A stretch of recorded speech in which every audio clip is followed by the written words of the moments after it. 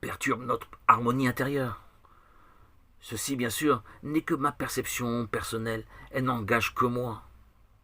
À mon humble avis, il n'y a pas besoin de symbolique, de dessin pour s'approcher de Dieu. La parole à elle seule nous rapproche de Dieu beaucoup plus facilement que tous ces accessoires qui se trouvent dans ces édifices religieux, ces bâtiments de Moyen-Âge qu'on appelle églises. Nous sommes, nous, frères et sœurs, l'église qui s'impose, émerge au-delà de toute architecture, aussi flamboyante soit-elle. Le bâtiment physique est là pour nous rassembler, pas pour être intégré dans un lieu décoratif, artistique, qui empêche notre imaginaire, notre réalité intérieure d'exister par nous-mêmes, en Christ, pour Christ.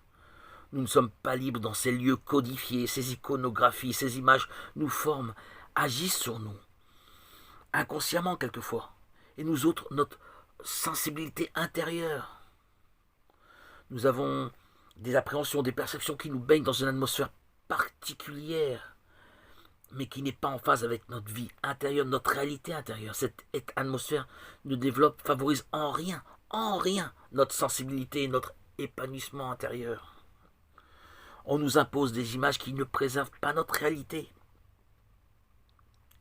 Notre vie intérieure est perturbée. Je suis pour ma part en faveur de ces bâtiments flamboyants, pas en faveur de ces bâtiments qui ne correspondent pas à notre Seigneur Jésus, qui lui s'est fait pauvre, détaché de la matérialité, que ces églises se sont emparées, en les habillant de peinture, de dorure, d'esthétisme abusif, artistique, clinquant, et statues à profusion. Ces endroits, à mon avis, participent beaucoup à l'exil de notre âme, plus encore à faire de l'idolâtrie. J'ai vu des gens dans une émission religieuse, que je ne nommerai pas, des hommes et femmes caresser, embrasser des statues qui représentaient des saints. Que Dieu, dans sa grande bonté, m'écarte de tous ces milieux qui peuvent être toxiques, éteindre mon zèle, ma foi en Christ, pure, simple, sincère, loin de toutes ces ambiguïtés. Le don de soi, de l'amour de Dieu en nous, de ses capacités à donner, ne s'exprime pas par la vénération de statues se trouvant dans ces lieux, mais par ces assemblées qui rassemblent, unissent nos cœurs, dans des lieux vidés de tout symbole et image.